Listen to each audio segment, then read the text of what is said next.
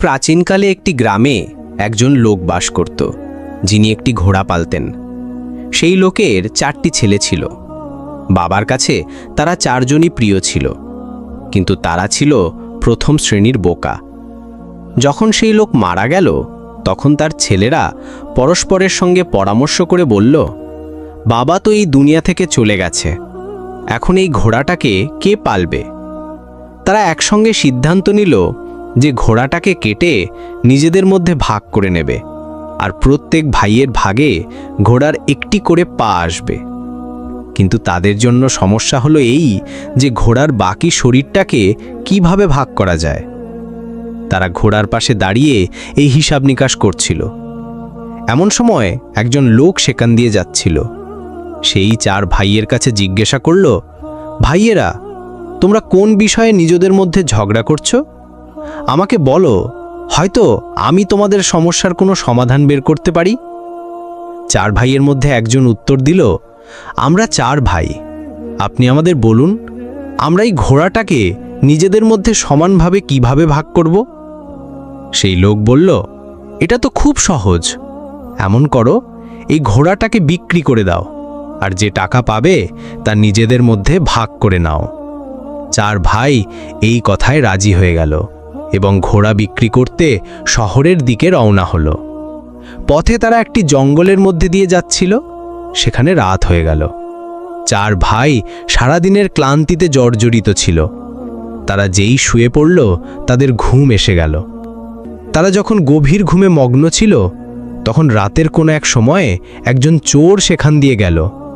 সে দেখল 4 জন লোক নিশ্চিন্তে ঘুমাচ্ছে আর জোরে জোরে নাক ডাকছে। চোরটি ধীরে ধীরে ঘোড়ার দিকে এগিয়ে গেল, ঘোড়ার দড়ি খুলে দিল এবং আস্তে আস্তে ঘোড়াটাকে নিয়ে সেখান থেকে পালিয়ে গেল। কিছুক্ষণ পর এক ভাইয়ের ঘুম ভাঙল। সে দেখল ঘোড়াটা সেখান থেকে গায়েব। তৎক্ষণাৎ সে অন্য ভাইদের জাগিয়ে বলল, আমাদের ঘোড়াটা চুরি হয়ে গেছে। এক ভাই হাই তুলতে তুলতে বলল, ঘুমাও ঘুমাও, রমজান খান নিয়ে গেছে, হয়তো সকালে দেখা যাবে। সকালে যখন 4 ভাইয়ের ঘুম ভাঙল, তারা রমজান খানকে খুঁজতে বেরিয়ে পড়ল। পথে তারা একটি উটের পায়ের ছাপ দেখল। তখন তাদের মধ্যে একজন বলল, দেখ, এটা উটের পায়ের ছাপ। দ্বিতীয়জন বলল, ভাই, এটা একটা পুরুষ উটের পায়ের ছাপ। তৃতীয়জন বলল, এই উটটা তো এক চোখে কানাও মনে হয়। এবার চতুর্থজন বলল, দড়ি ছিঁড়ে পালিয়েছে হয়তো। তারপর তারা 4 জন এগিয়ে গেল। এখনো খানিকটা দূর যাওয়ার পর তারা দেখল একজন লোক উদ্বিগ্ন অবস্থায় আসছে। সে তাদের জিজ্ঞাসা করল, তোমরা এখানে কোনো উট দেখেছ কি? তাদের মধ্যে একজন বলল, পুরুষ উট। দ্বিতীয়জন বলল, এক চোখে কানাও ছিল। তৃতীয়জন বলল, দড়ি ছিঁড়ে পালিয়েছিল।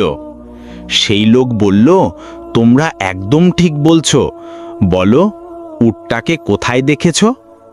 তারা একসঙ্গে বলে উঠল, আমরা তো উট দেখিনি, তুমি সামনে গিয়ে খুঁজে দেখো। সেই লোক বলল, ভাইরা, তোমরা উট সম্পর্কে এত তথ্য জানো, তবু অস্বীকার করছো? এটা কি কথা হলো? হয়তো তোমরাই আমার উট চুরি করেছ। চলো বাদশার কাছে যাই, তিনি এ বিষয়ে ফয়সালা করবেন। 4 ভাই এবং উটের মালিক বাদশার দরবারের দিকে রওনা হলো। পথে মাটিতে তারা একজন মানুষের পায়ের ছাপ দেখল। 4 ভাইয়ের মধ্যে একজন বলল, এটা একজন মহিলার পায়ের ছাপ। দ্বিতীয়জন বলল, এই মহিলা বাড়ি থেকে রাগ করে বেরিয়েছে। তৃতীয়জন বলল, ভাই, এই মহিলা তো গর্ভবতী মনে হয়। কথা বলতে বলতে তারা এগিয়ে গেল। তখন একজন লোক দৌড়ে এসে জিজ্ঞাসা করল, ভাইয়েরা, পথে কোনো মহিলাকে দেখেছ কি? এক ভাই বলল, যে রাগ করে বাড়ি থেকে বেরিয়েছিল।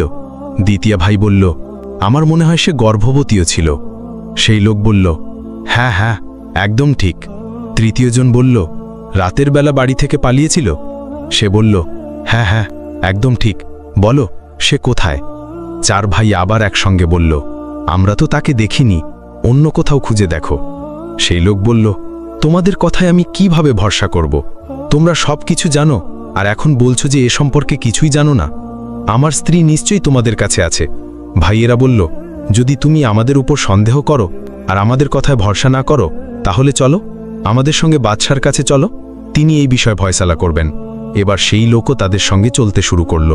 পথে চলতে চলতে তারা একটি শহরে পৌঁছালো। একটি গলিতে তারা একজন লোকের কাছে জিজ্ঞাসা করল, রমজান খানের বাড়ি কোথায়? সে পাশের বাড়িটার দিকে ইশারা করল। ঠিক তখনই একটি বাড়ি থেকে একজন লোক বেরিয়ে এলো এবং বলল, রমজান খান আমি। বলো, কি ব্যাপার?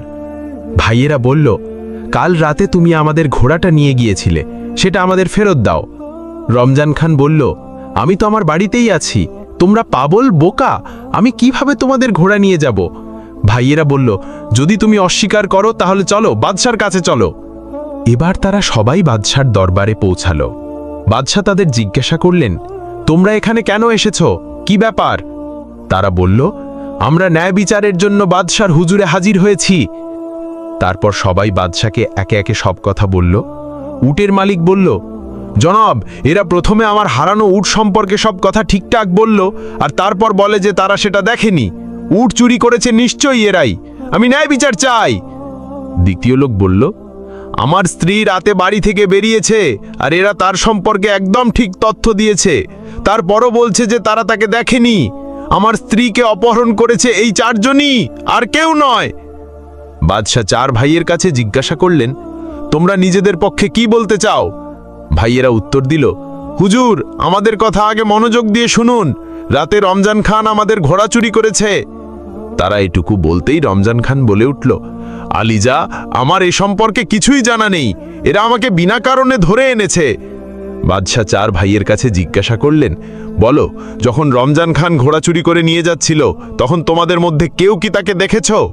ভাইয়েরা বলল, হুজুর, আমাদের মধ্যে কেউ তাকে দেখেনি।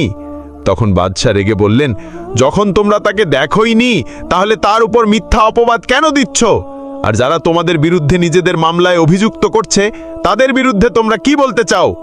এই চার বোকা ভাই বলল, হুজুর, এরা আমাদের উপর মিথ্যা অপবাদ দিচ্ছে, আমরা অপরাধী নই, আসলে আমরা গায়েবের ইলম জানি, আমাদের সব কিছুই ইলমের মাধ্যমে জানা হয়। বাদশাহ বললেন, যদি তাই হয় তাহলে আমি তোমাদের পরীক্ষা নেব এবং দেখব তোমরা সত্যি গায়েবের ইলম জানো নাকি গল্প বানাচ্ছ। এজন্য আমি একটি জিনিসকে আরেকটি জিনিসের ভেতরে লুকিয়ে রাখব। যদি তোমরা সঠিকভাবে বলতে পারো তাহলে আমি মানব যে তোমরা সত্যি গায়েব জানো এবং নির্দোষ। তারপর বাদশাহ একটি ডালিম আনালেন এবং তা একটি সিন্দুকে বন্ধ করে জিজ্ঞাসা করলেন, বলো, এই সিন্দুকের ভেতরে কি আছে? চার ভাই একে অপরের মুখের দিকে তাকাতে লাগলো। বড় ভাই বলল, কোনো গোলাকার জিনিস আছে। দ্বিতীয় ভাই বলল, এর মাথায় একটি ছোট মুকুটও আছে। তৃতীয় জন বলল, এর মাঝে দানা দানা আছে। চতুর্থ জন বলল, কেন বলছো না, সিন্দুকের ডালিম আছে। এবার বাদশার বিশ্বাস হলো যে এই ভাইয়েরা সত্যবাদী এবং তারা গায়েবের ইলম জানে। বাদশাহ রমজান খানকে বললেন, এই ভাইয়েদের ঘোড়া ফেরত দাও, নয়তো এর মূল্য পরিশোধ করো। আর অন্যদের বললেন, তোমরা গিয়ে তোমার উট আর তুমি তোমার স্ত্রীকে খুঁজে বের করো, কারণ এই ভাইয়েরা সত্যি গায়েবের ইলম জানে। রমজান খানের কাছ থেকে ঘোড়ার মূল্য আদায় করে চার ভাই সেই টাকায় ভেড়া ছাগল কিনে নিল এবং নিজেদের গ্রামের দিকে রওনা হলো। দুপুরের সময় তারা একটি জঙ্গলে পৌঁছালো, যেখানে গাছের ছায়া ছিল এবং ঠান্ডা হাওয়া বইছিল।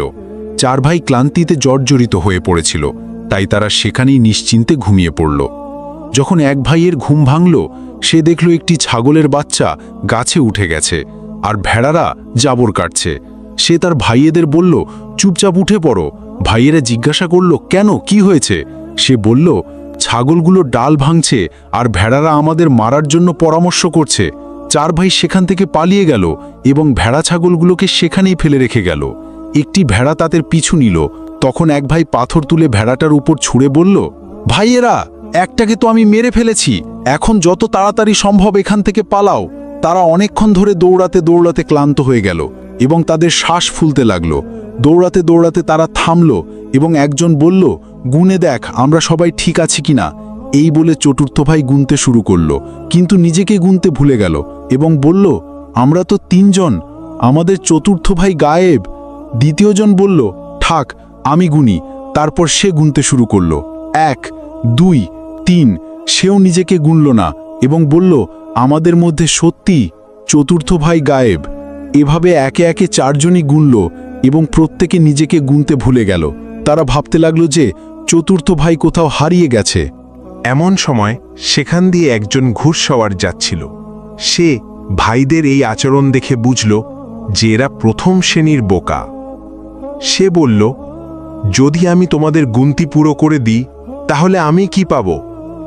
ভাইরা বলল, তাহলে আমরা সবাই তোমার গোলাম হয়ে যাব। তুমি আমাদের যেখানে নিয়ে যাবে আমরা তোমার সঙ্গে যাব। ঘোড়সওয়ার প্রথমে এক ভাইয়ের হাত ধরে বলল, 1। তারপর দ্বিতীয় জনের হাত ধরে বলল, 2। এভাবে গুনতি পুরো করল। এতে 4 ভাই খুশি হয়ে গেল এবং বলল, আজ থেকে আমরা তোমার গোলাম। ঘোড়সওয়ার তাদের জিজ্ঞাসা করল, তোমরা এভাবে পালাচ্ছিলে কেন? তারা একসঙ্গে বলল, আমাদের ছাগলগুলো ডাল ভাঙছিল আর ভেড়ারা আমাদের মারার জন্য পরামর্শ করছিল। ঘোড়সওয়ার তাদের বলল, এখন আমার সঙ্গে চলো, আমি তোমাদের ভেড়া ছাগলের সঙ্গে মিটমাট করে দেব। তারা যখন জঙ্গলের কাছে পৌঁছালো, পথে সেই ভেড়াটা মরে পড়েছিল। ভাইরে বলল, এই সেই ভেড়া যে আমাদের মারার পরিকল্পনা করছিল। জঙ্গলে পৌঁছে যখন তাদের নজর ভেড়া ছাগলের উপর পড়ল, 4 ভাই ভয় পেতে লাগল। ঘোড়সওয়ার ভেড়া ছাগলের কাছে গিয়ে প্রত্যেকের মাথায় হাত বুলিয়ে দিল। তারপর ভাইদের বলল, এখন ভেড়া ছাগল তোমাদের কিছু বলবে না। এরপর সে বলল, চলো, তোমরাও আমার সঙ্গে চলো। ঘোড়সওয়ার ভেড়া ছাগল নিয়ে বাড়ি পৌঁছালো। 4 ভাইও তার সঙ্গে ছিল, কারণ তারা তার গোলামি মেনে নিয়েছিল। সে 4 ভাইকে তার সামনে দাঁড় করিয়ে তাদের দায়িত্ব বন্টন করতে শুরু করল। একজনকে বলল, তুমি ভেড়া চড়াতে নিয়ে যাও। দ্বিতীয়জনকে বলল, তুমি গরুর জন্য ঘাস কেটে এনে খাওয়াও। তৃতীয়জনকে বলল, আমার মা অসুস্থ, তুমি তার দেখাশোনা করবে এবং মনে রাখবে তার গায়ে একটা মাছিও বসতে পারবে না। শেষ ভাইকে বলল, তুমি গমের ফসল কেটে এক জায়গায় সুন্দর করে রাখো। বিভিন্ন কাজ এই 4 ভাইয়ের ওপর অর্পণ করে ঘোড়সওয়ার তার কাজে ব্যস্ত হয়ে গেল। যে ভাইয়ের উপর মাছি তাড়ানোর দায়িত্ব ছিল সে একটা লাঠি নিয়ে বসে গেল। যখনই ঘোড়সওয়ারের মায়ের গায়ে কোনো মাছি বসত, সে লাঠি দিয়ে মাছিটাকে মারত, আর বেচারি বুড়ি চিৎকার করে উঠত। 3-4টে জোরে লাঠির আঘাতের পর বুড়ি প্রাণ হারালো এবং আল্লাহর কাছে চলে গেল। যখন সে পুরোপুরি নিশ্চুপ ও স্থির হয়ে গেল, তখন ভাইটি ভাবল যে বুড়ি হয়তো আরাম করছে।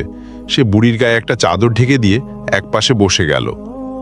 যে ভাইয়ের উপর গরুকে খড় খাওয়ানোর দায়িত্ব ছিল, সে মনে মনে ভাবল যে এই কাজ খুব কঠিন এবং সে এটা করতে পারবে না। তাই সে তৎক্ষণাৎ 2টো গরু জবাই করে তাদের মুখ খড় ও ভুসিতে গুজে দিল, যাতে তারা নিজেরাই খেতে থাকে। গমের ফসলের দায়িত্বে থাকা ভাই ভাবল এটা খুব বড় এবং কঠিন কাজ, তাই সে গমের ফসল জ্বালিয়ে দিল। যে ভাই ভেড়া নিয়ে গিয়েছিল সে ভেড়া চড়াচ্ছিল।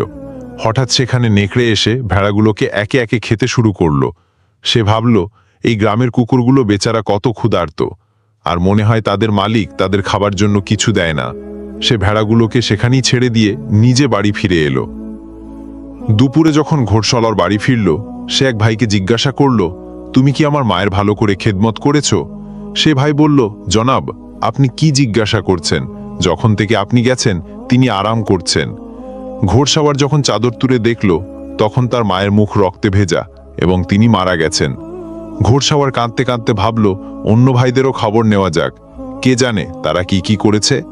সে গরুর দায়িত্বে থাকা ভাইকে জিজ্ঞাসা করল, তুমি কি করেছ? সে বলল, এখনো গরুদের মুখ ভুসিতে গুজে রেখেছি যাতে তাদের পেট ভালোভাবে ভরে, তারা নিজেরাই খাচ্ছে। ঘোড়সওয়ার যখন দেখল গরুদের মাথা কাটা এবং ভুসিতে গোজা, এরপর সে ফসলের দায়িত্বে থাকা ভাইকে জিজ্ঞাসা করল, তুমি কি ফসল কেটেছ? সে খুশি হয়ে বলল, আমার মনে হলো আপনার মা বুড়ি, তিনি কিভাবে রুটি রান্না করবেন, তাই আমি গমটা ভেজে দিয়েছি। ঘোড়সওয়ার যখন দেখল তার পুরো গমের ফসল পুড়ে গেছে, এবার ঘোড়সওয়ার শেষ ভাইকে জিজ্ঞাসা করল, ভেড়া ছাগল কোথায়? সে বলল, এই শহরের কুকুরগুলো খুব ক্ষুধার্ত, আজ পর্যন্ত আমি এমন ক্ষুধার্ত কুকুর দেখিনি।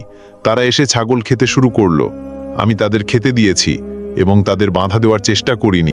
ঘোড়সওয়ার সবার কথা শুনে মাথায় হাত দিল এবং 4 জনকে ডেকে বলল, তোমরা আমাকে এমন ক্ষতি করেছ যে আমার আগামী প্রজন্ম এটা মনে রাখবে। তোমরা আমার মাকে মেরে ফেলেছ এবং আমার ব্যবসা ধ্বংস করে দিয়েছ। যাই হোক, তোমরা ভোলা এবং বোকা, তাই আমি তোমাদের মাফ করে দিচ্ছি।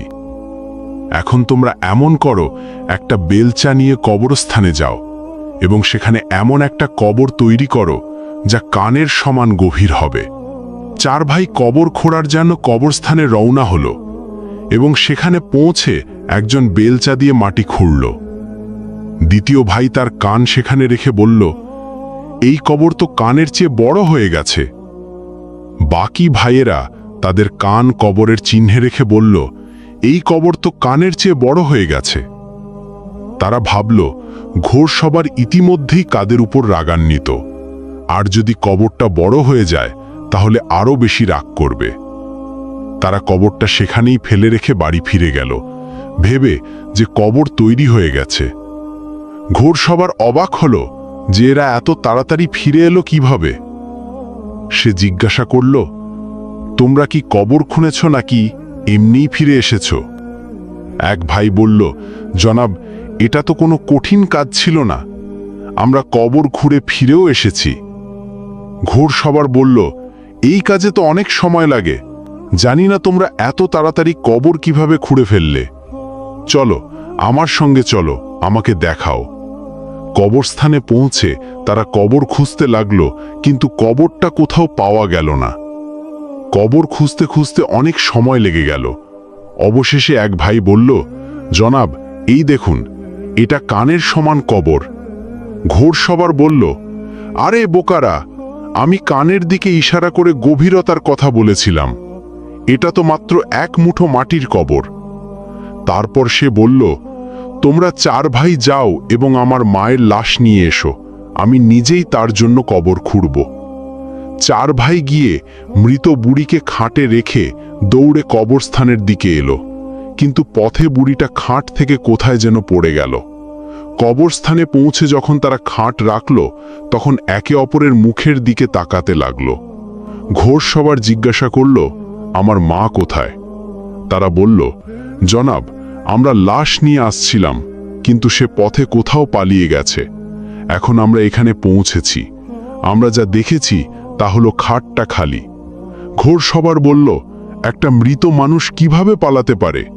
তারপর রাগে বলল, যাও, আমার মাকে যেভাবেই হোক খুঁজে নিয়ে এসো, নয়তো তার জায়গায় তোমাদের 4 জনকে এখানে কবর দেব। 4 ভাই বুড়ির লাশ খুঁজতে যাচ্ছিল।